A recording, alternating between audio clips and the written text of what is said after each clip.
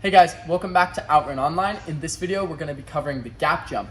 Not just jumping across something at floor level, but we're usually talking about gap jumps at height. So there's a lot of things you need to do to prepare and to be ready in case something goes wrong. Keep these tips in mind next time you're out training.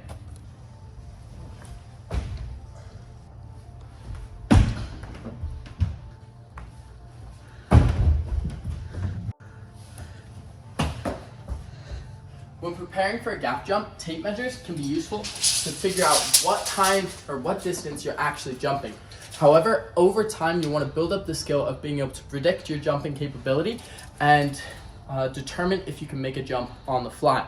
That being said, it's still very important to always come down to the ground to practice a jump before doing it at height.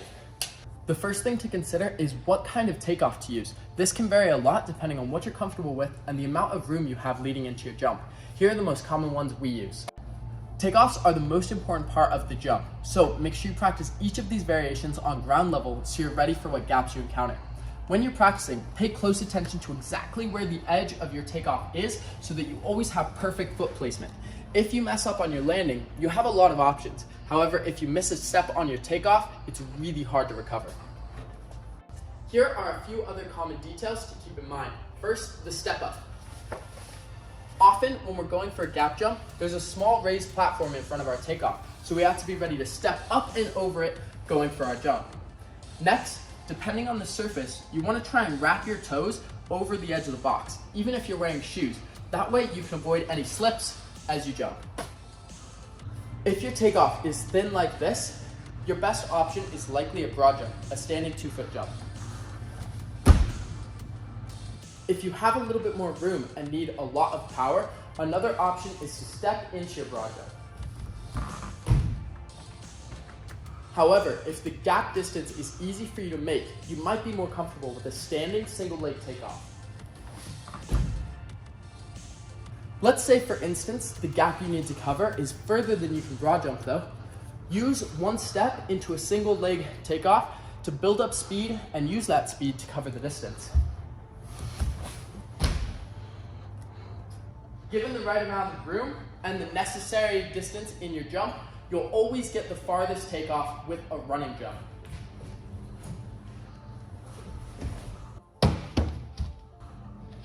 So when you guys have the right takeoff, the next thing to look at is where you are landing. If your landing is a bit higher than your takeoff, a few things you can do is you can go into cat hang or you can go into half cat, which will look something like this.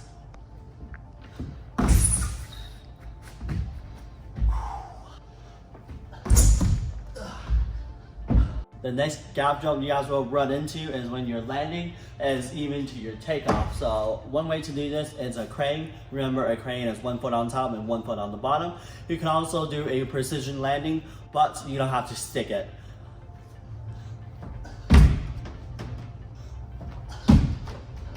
So the next gap jump here is when your landing is lower than your takeoff, in which case you guys will land 2 feet, use QM to keep your balance, or you guys can use a roll if there's enough space.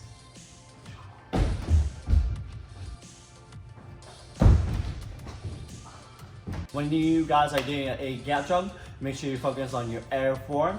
So what that looks like is make sure you tuck, extend your feet out for the landing, have your arms parachute behind you, and then from there, you really want to focus on your landing and don't look down.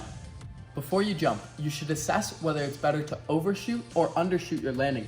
This can let you bias your bail and manage your margin of error. So when I'm jumping from the 10 foot to the loft, I have plenty of space to fall forward, but no space if I fall backwards. So I'll jump extra hard, and even if I overshoot the landing, I'll still be okay. Sometimes the opposite is true though.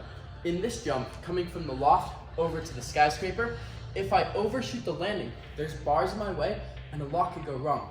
So it might be better for me to undershoot, dial my power back, and potentially use a crane landing rather than falling forward.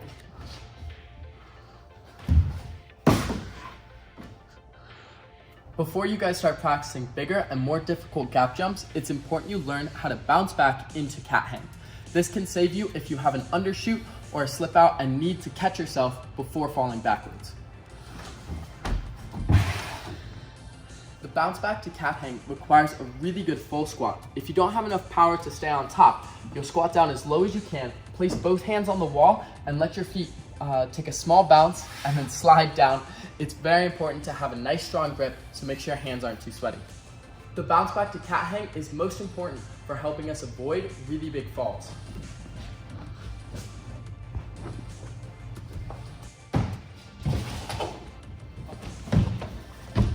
The last problem we have to face when doing gap jumps is hesitation. Sometimes, even though we feel ready, as we approach the edge of the gap, our knees begin to shake and our own body holds ourselves back.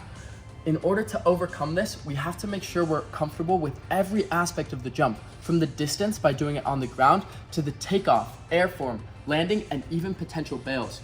Also, if you're in a gym, you can use mats like this marshmallow to improve your safety and comfort and avoid hesitation. To leave you guys a final challenge, overcoming fear can take years to get right, but parkour is a great means to do so. Here are a few strategies we can use to overcome fear in parkour. First, make sure you guys are in the right mindset. You should be excited for the jump you're about to try, and if you're overly anxious, it might not be the right day to try the jump you're about to do. Instead, save it for another day.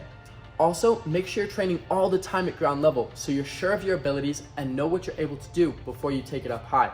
You guys also need to practice all of your different falling scenarios so that when something does go wrong, you have a good chance of being able to save yourself.